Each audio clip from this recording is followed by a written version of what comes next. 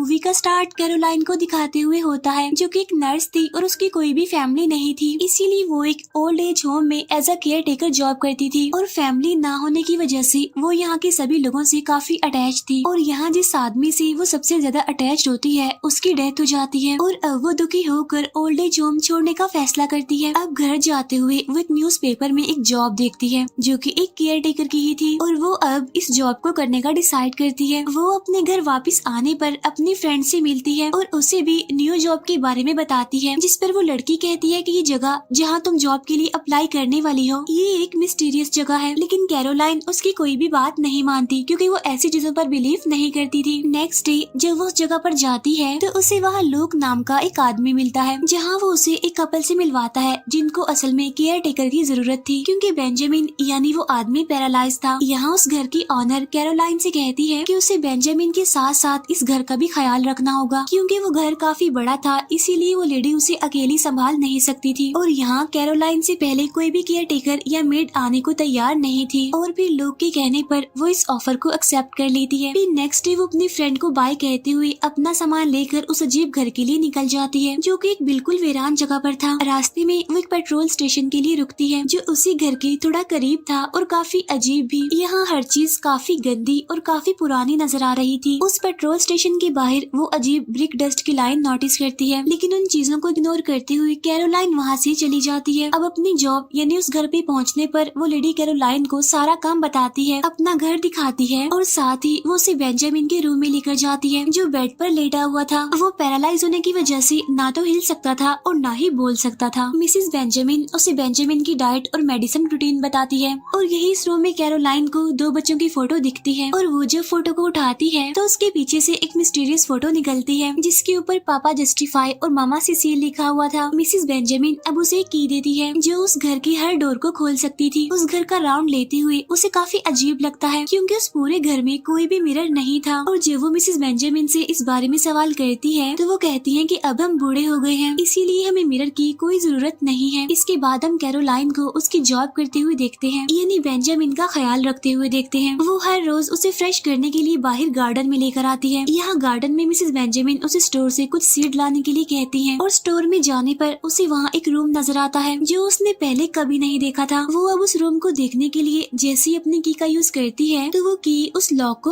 Open नहीं कर पाती। हालांकि ये की इस घर के सारे डोर्स को ओपन कर सकती थी। वो काफी बार कोशिश करती है लेकिन डोर ओपन नहीं होता और फिर वो सीड लेकर मिसेस बेंजामिन के पास आ जाती है और उनसे उस रूम के बारे में पूछती है जो कि खुल नहीं रहा था। और फिर वो कैरोलाइन को बताती है कि जब से हमने ये घर लिया है वो रूम तभी से नहीं खुल रहा। नेक्स्ट सीन में कैरोलाइन जब सो रही होती है तो उसे बेंजामिन के रूम से कुछ आवाजें आती हैं जिससे उसकी आंख खुल जाती है और वो जल्दी से उस रूम में जाती है जहाँ वो बेंजामिन को बेड पर ना देखकर शॉक्ड हो गई थी क्योंकि वो पैरालाइज था और उसका चलना तो दूर की बात वो तो खुद से अपने बॉडी के किसी भी पार्ट को मूव भी नहीं कर सकता था। और अब वो ये सोचकर पैनिक हो जाती है कि कहीं उसके साथ कुछ बुरा तो नहीं हो गया। और जब वो उसके रूम की विंडो से बाहर देखती है तो उसे नजर आता है कि बेंजामिन इस तेज तूफान में घर से भागने की कोशिश कर रहा है। और अब वो कैरोलाइन की देखते ही देखते विंडो रूफ से गिर जाता है और कैरोलाइन जल्दी से मिसेस बेंजामिन को हेल्प के लिए बुलाती है। और अब मिसेस बेंजामिन वहाँ पर आकर उसे जल्दी से व्हील चेयर लाने के लिए कहती है। और जैसे कैरोलाइन व्हील चेयर लेने के लिए रूम में जाती है तो उसे बेडशीट पर हेल्प में लिखा हुआ नजर आता है जिसको देखकर पहले तो कैरोलाइन घबरा जाती है और फिर वो जल्दी से उस बेडशीट को छुपाते हुए बेंजामिन की हेल्प के लिए चली जाती है।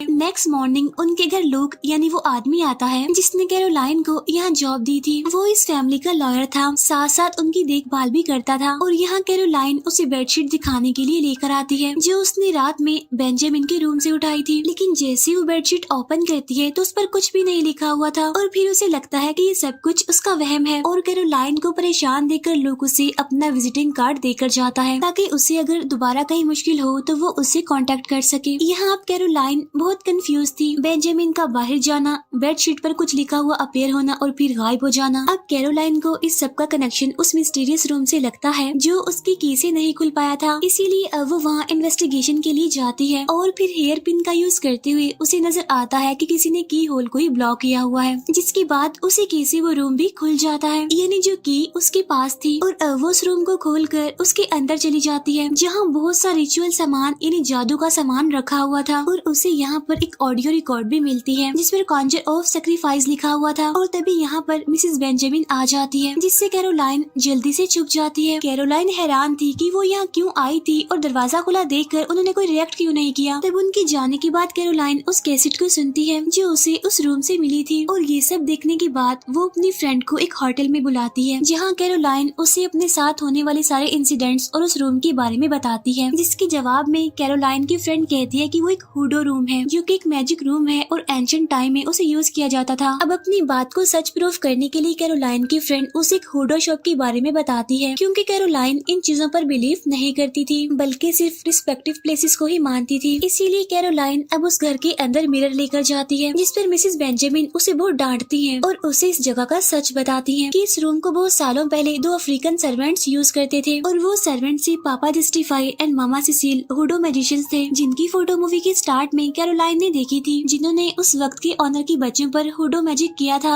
जिससे वो चारों मर गए थे। वो कहती है कि उस इंसिडेंट के बाद ये घर हमने खरीद लिया था फिर, और वो ये भी कहती है कि हम इस घर में मिरर इसलिए नहीं रखते क्योंकि उनको मिरर के अंदर पापा जस्टिफाई और मिरर सिसिल का रिफ्लेक्शन नजर आता है। मिसेस बेंजामिन कहती है कि हुडो मैजिक करने वालों का मानना है कि कोई पॉजिटिव हुडो मैजिक करने वाला अगर ब्रिक डस्ट पर हुडो मैजिक उनको करके दे तो वो सारी बुरी चीजों को दूर रख सकते हैं। तब इस बात पर कैरोलाइन को वो पेट्रोल स्टेशन याद आता है जिसे हमने मूवी के स्टार्ट में भी देखा था, जहाँ पर कैरोलाइन ने ब्रिक डस्ट को भी नोटिस किया था और अब वो दोबारा उस जगह पर जाने का डिसाइड करती है। और अब कैरोलाइन को समझ आता है कि शायद बेंजामिन भी हुडो मैजिक की वजह से ही पैरालाइज है। फिर वो अपने फ्रेंड की बताई हुडो शॉप पर जाती है और यहाँ हुडो वुमेन उसे बेंजामिन को ठीक करने के लिए कुछ टूल और इंस्ट्रक्शन देती है और अब वो बहुत सी इन्फॉर्मेशन के साथ घर वापस आती है। इसके बाद हम उसे बेंजामिन पर हुडो रिचुअल परफॉर्म करते हुए देखते हैं, लेकिन सरप्राइजिंगली वो ठीक होना शुरू हो जाता है और बोलने के काबिल भी हो जाता है। वो कैरोलाइन से रिक्वेस्ट करता है कि प्लीज तुम मुझे मेरी वाइफ से बचा लो और उसी टाइम अनलकीली बेंजामिन की वाइफ वहाँ पर आ जाती है, जिसके आने पर कैरोलाइन कोई बहाना बना देती है ताकि वो पकड़ा न जाए। और अब वो लोग से मिलती है और उसे बताती है कि मुझे मिसेस बेंजामिन पर शक है कि उन्होंने ही बेंजामिन को ऐसा बनाया हुआ है, पर वो कहती है कि अफसोस की बात ये है कि मुझे सिर्फ शक है। अब लोग कैरोलाइन की सारी बात समझते हुए उसे पेट्रोल स्टेशन लेकर जाता है जहाँ उसने ब्रिक डस्ट देखी थी। वो वहाँ की ऑनर से मिलती है जो कि एक ब्लाइंड लेडी थी और वो उससे कॉन्जर ऑफ सैक्रिफाइस के बारे में पूछती है, जिस पर वो लेडी उन्हें बताती है कि वो हुडो मैजिक की मदद से दूसरे इंसान की बॉडी में चला जाता है और उसकी लाइफ भी जीता है, यानी उसको मार कर उसकी उम्र खुद ले लेता है। ये बात सुनते ही वो दोनों यानी लूक और कैरोलाइन इस बात को मान लेते हैं कि बेंजामिन के साथ ये सब कुछ करने वाली उसकी वाइफ ही है और वो इस बात को कंफर्म करने के लिए उसके घर के दरवाजे में रिचुअल ब्रिक डस्ट गिरा देते हैं। और जब सच में वो लेडी उस डोर को क्रॉस नहीं कर पाती तो उन्हें अपने आप पर और हुडो मैजिक पर बिलीव हो जाता है, जिसके बाद वो डरकर बेंजामिन को यहाँ से लेकर भागने वाली थी, लेकिन अनलकीली मेन गेट बंद होता है।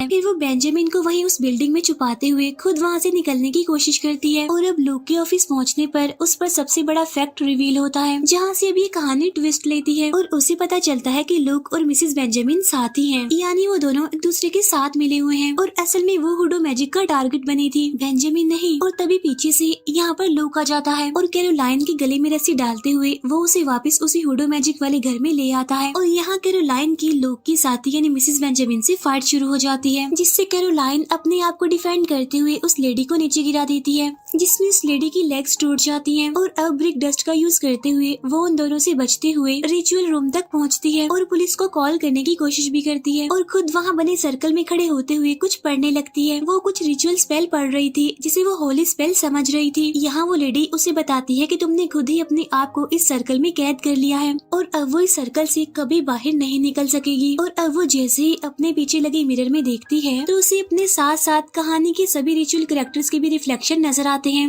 और आखिर में उसे मामा सिसिल का रिफ्लेक्शन नजर आता है और उसके साथ ही कॉन्जर ऑफ सैक्रिफाइस की रिकॉर्डिंग खुद ब खुद चलने लगती है और सारी कैंडल्स भी बुझ जाती हैं और यहाँ 2 सोल्स स्विच होती हैं, यानी उनकी सोल्स बॉडीज में चेंज होती हैं और मिसेस बेंजामिन जिसके बारे में यहाँ रिवील होता है कि वो मामा सिसिल की स्पिरिट है और अब वो कैरोलाइन की बॉडी में चली गई थी और कैरोलाइन की स्पिरिट मिसेस बेंजामिन में चली गई थी, जिसकी अभी अभी लेग्स टूटी थी, यानी वो हैंडीकैप हो गई थी। यहाँ पर मामा सिसिल उसे एक पॉइजन पिलाती है जिससे वो भी बेंजामिन की तरह पैरालाइज हो जाती है और कुछ बोलने के काबिल नहीं रहती। और यहाँ हमें एक और बात रिवील होती है कि लोग के अंदर पापा जस्टिफाई की सोल है और वो अपने रिचुअल से लोगों की बॉडी यूज करते हुए अपनी एज बढ़ा लेते थे। और इससे पहले भी उन्होंने अपनी सोल्स उन बच्चों की बॉडी में ट्रांसफर कर ली थी जिनके बारे में मिसेस बेंजामिन ने कैरोलाइन को बताया था। और उनको इस काम के लिए सिर्फ उन लोगों का इंतजार होता था जो हुडो मैजिक पर बिलीव करते थे, जिसके लिए उन्होंने कैरोलाइन का काफी इंतजार किया था। जिसके आने के बाद उन्होंने उसका हुडो मैजिक पर बिलीव स्ट्रॉन्ग किया और फिर अपना मिशन कंप्लीट किया। यहाँ अब हम कैरोलाइन और लोग की स्पिरिट्स को उन बुढ़े लोगों की बॉडीज में देखते हैं जिनको एम्बुलेंस में ले जाया जा रहा था, जो कि कैरोलाइन की कॉल पर आई थी। दूसरी तरफ मामा सिसिल और पापा जस्टिफाई दोबारा जवान हो गए थे और यही दिखाते हुए ये मूवी यहीं पर एंड हो जाती।